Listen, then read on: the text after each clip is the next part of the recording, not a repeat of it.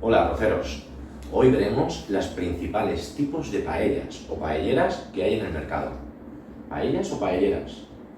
Bien, la paella, nosotros los valencianos llamamos paella al recipiente, pero es cierto que también en muchas partes de España se le llama paellera y está admitido por la Real Academia de la Lengua por su extendido uso. Por lo tanto, también es correcto decir paellera, aunque a nosotros nos parece raro, porque paellera es la mujer que hace paellas. Bien, veamos los diferentes tipos de paellas que tenemos. La primera es la paella de acero pulido, es la paella tradicional. La segunda es la paella de acero esmaltado, es la negra con las motitas blancas que podéis ver. La tercera es la paella de acero inoxidable, es una paella la más bonita, la paella brillante. Y por último tenemos la paella de grosor especial, que es la paella más pesada y más gruesa. Vamos a ver cada una de ellas, sus ventajas y sus inconvenientes. Empezaremos por la paella pulida. La paella pulida es la que representa la tradición. Sus principales ventajas es que al ser 100% de acero es la única barrera que hay con el fuego, por lo tanto es una paella que reparte el calor de forma muy rápida y que también nos hace un buen socarrat. Además, al no tener ningún otro elemento, es la paella más económica. ¿Qué desventajas o inconvenientes tiene? La principal desventaja es que se oxida, es decir, precisa de mantenimiento, ya que tenemos que ponerle una capa de aceite vegetal una vez esté limpia y seca.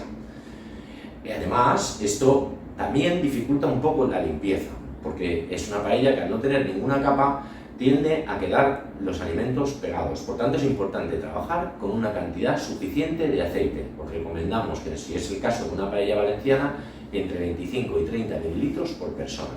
Otro consejo que os damos es que, al ser sensible al sobrecalentamiento, es importante hacer el sofrito a fuego lento, teniendo la paciencia y utilizando siempre los fuegos interiores, de tal manera que conforme vayamos haciendo el sofrito de las piezas más grandes, las iremos retirando al lado y iremos poniendo el resto de ingredientes para que se vayan haciendo en el sofrito.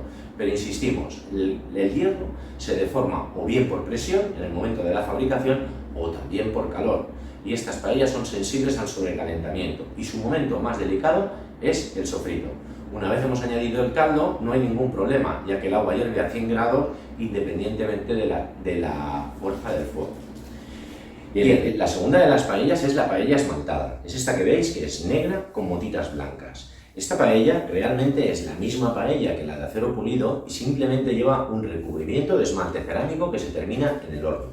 Esta capa de esmalte cerámico, que es inerte y no aporta sabor, le confiere una protección extraordinaria, ya que no se oxida. Es decir, al no oxidarse no precisa de mantenimiento, es decir, esta paella no tenemos que ponerle aceite una vez esté limpia y seca. Y además, otra de sus ventajas es que se facilita su limpieza, ya que yo puedo dejarla a remojo en agua un par de horas y después limpiarla fácilmente con un estropajo. Os recomiendo utilizar uno que no raye para no dañar el esmalte cerámico y que os dure mucho tiempo. Bien, por tanto es una paella que es cómoda para trabajar. Sus inconvenientes es un 25-30% aproximadamente más cara que la de acero pulido. Sin embargo, se amortiza rápidamente por su facilidad de limpieza. Tenéis que tener en cuenta que también es una paella que, al llevar un esmalte cerámico o porcelánico, es sensible a desportillarse y por tanto no podemos darle golpes fuertes. Estamos hablando de que, por ejemplo, se nos cayera la paella al suelo, ese tipo de golpes. Bien, la tercera de nuestras paellas es la paella de acero inoxidable. Como veis, es la más brillante de todas.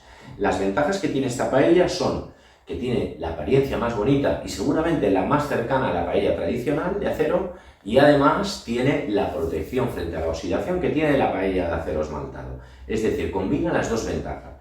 El principal inconveniente es entre un 300 y un 500% más cara. Y por último, la paella de grosor especial. Esta paella se caracteriza por ser idéntica a la de acero pulido, con las mismas ventajas e inconvenientes, pero además ser con un grosor mucho más grueso en su base. ¿Qué ocurre entonces? Pues que es más resistente que la paella convencional, pero indudablemente también necesita mantenimiento y también se oxida.